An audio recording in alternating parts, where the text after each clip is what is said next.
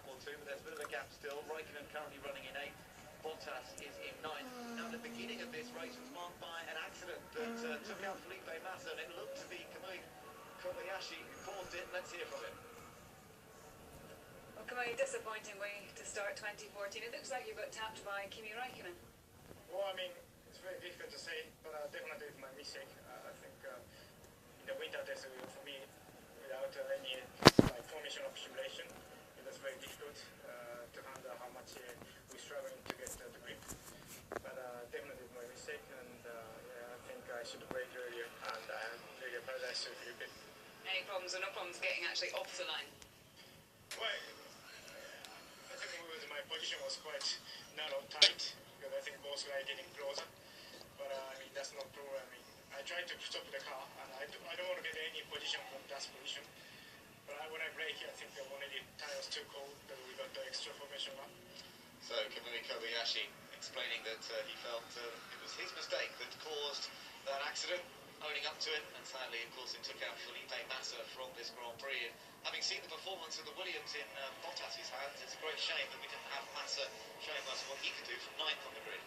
It is indeed, but, well, fair play to Kobayashi for admitting to the mistake. Not much else he could do, actually, but anyway, sometimes drivers have rose-coloured spectacles for incidents. But we're hearing that Nico Rosberg is getting the message that he's in the safety car window, and when they come in for the next stop, they'll be going for the prime tyre. So looking to get that out of the way early. That could well be quite a short stint. Yes, it may be we turn this into a 3-stop race after all. It really is one of those races, but the teams haven't had enough data in a way, and particularly with the cooling temperatures, to really know what was going to happen in terms of tyre use. And I think reacting on the spot is what they have to do. They have to react to how the drivers feel the tyres are going, the amount of graining they're getting. Rosberg then with a 9.5-second lead. Stop the car, engine oil, pressure. Stop the car, engine oil pressure. And there we've lost the other Caterham, sadly. That's Marcus Ericsson making his debut, but it's come to an early conclusion for Ericsson, moving up from the GP2 series, a race winner in that championship. But sadly, his Caterham debut has come to an end, and we've lost both Caterhams from this race. I can tell you that Bianchi is still going for Marussia, by the way, but Chilton also still going.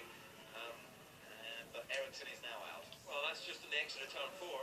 He may be new to Formula 1, but he's parked the car in a very sensible place. The marshals there can recover that car easily, so full marks for that.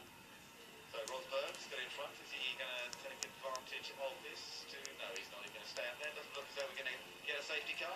Now, we heard from Kamui Kobayashi a moment ago, owning up to the accident that took Felipe Massa out at turn 1 at the start. Let's hear now from Massa. Well, Felipe, this could have been a strong day for you, but sadly you're standing here and speaking to me. It looked like it was Kamui's fault, and he said it was his fault as well.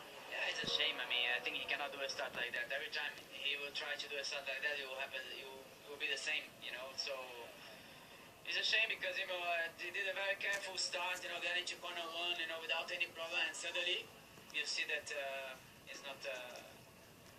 Somebody hits you, like that. So I don't see really a big difference for what he did today on the start, for what Grosjean did in Spa, and he was one race at home. So I hope FIA will look to it.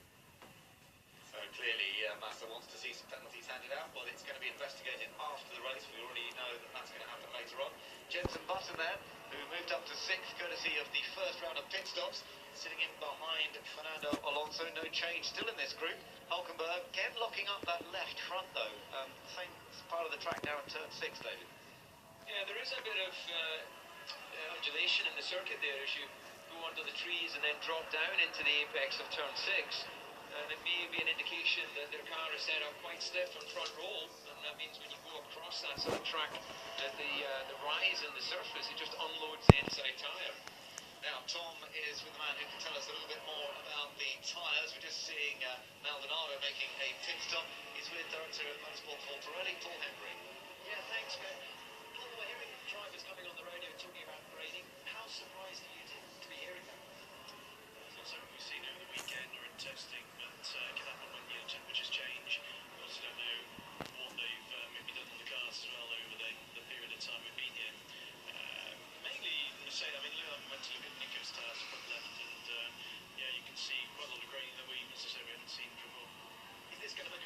stop race now, do you think? Well, they came in early, of course, because of the safety car, maybe, 8 to 9 laps early, so that could take it through to 3 if they want to push another step. They've got a lot of new tyres, of course, because of the qualifying, and looking above, it's going to be grey, so we might even see a little bit of rain as well. If it's not rain, it's certainly the temperatures are dropping. How's that going to affect the medium tyre when we see the leaders put that on a little bit later? That will make it a little bit harder to use, of course, and you might see a little bit more graining, but we haven't seen, for us, it's not excessive. It's different to what obviously we've been seeing in the practice sessions, but it's still manageable. Great, thank you. Almost looks like something out of Ben-Hur there, doesn't it? The front hub of that Mercedes wheel there with the location for where the wheel goes on sticking out. Not really noticed that in the past, eh? Yeah, the retention device. Maybe it's a slightly different design this year, so maybe that's why it looks a touch different. Oh, and off has gone Maldonado. He's pulled off to the side of the road and been struggling a little bit for pace, and it's Lotus into retirement. But actually, they've completed more laps than they might have expected. Up to 30 laps completed after a weekend where just doing one lap early on proved to be a real struggle. It's just in the exit of turn 12, the high-speed chicane, but again, you can see the marshals behind there. That car will get recovered quite easily. There's no need for a safety car. Yellow flags out, of course. Nico Rosberg running on forward. So Nico is still planning to stretch the stint out gap to Ricciardo, 11.6. Okay at the moment. Copy that. So maybe he's now worked through that grading phase. We've seen that many times in the past, haven't we? Yeah, it's like a rubber on your pencil. You just keep rubbing away, and eventually that rubber's burned off, and you end up, as you mentioned, Ben, with a much thinner gauge of tyre, which loses temperature, but of course, because of that, is a bit more resilient. Still, Hulkenberg fends off Alonso. No way through for the Ferrari at this stage. And this should probably be quite satisfying for Hulkenberg, who has been discussed as perhaps a Ferrari driver in the past, didn't get the job. Been discussed as a McLaren driver in the past, didn't get that job either. But here he is once again, showing what he can do. Back with Force India. He hasn't been able to stick with one team for more than a year in the past, and of course he's had a gap at Sauber, but at least he's back with the team that he knows. Yeah, it looks like the Ferrari's a better package in the corners, and that Mercedes power unit in the back of the Force India is keeping him just out of the clutches of Alonso, who's definitely trying to get himself into position here. Put a bit of pressure on him. I think it's a bit wide coming off the high speed again. Yeah, so he's going to have to be a little careful about that. Behind them as well, watch out to see whether Bottas is closing any more on Raikkonen. The gap still around 2.8 seconds last time they came past us, but this is opening up a little bit, this one. You can see as Hulkenberg. Now, what's he going to do? Is Alonso going to be any closer here? Let's listen to Button. Yellow G3, box this lap. Button was the first to make a pit stop on the safety car earlier on, although didn't really make any difference. They all stopped at the same time. He was just in the right place there to make an early pit stop. He again makes an early pit stop now. Is he going to stay with the soft? No, he's gone for the medium tyre. So he's going for the medium tyre, which certainly has the capability of going to the end, but it's likely to be that much slower than the soft tyre. So it's unlikely, unless McLaren can really make this tyre work, that he'll go to the end on this tyre. Yeah, he did 21 laps on the option tyre. Stopped lap 11, like the majority of the field. Looks like his front of his nose is broken there. Yeah. Normally there is a shroud across the front, just like you can see on the Force India there. So whether that's from a contact on track or whether it's when he's come in for his pit stop, they haven't had a chance to do too many practice pit stops during winter testing. This was the stop. Yeah, I think the damage was done at the stop. The nose looks intact at that point, and then as the car comes away, look, the nose falls off. So it just shows that's purely for aesthetics, but nothing to do with the crash structure.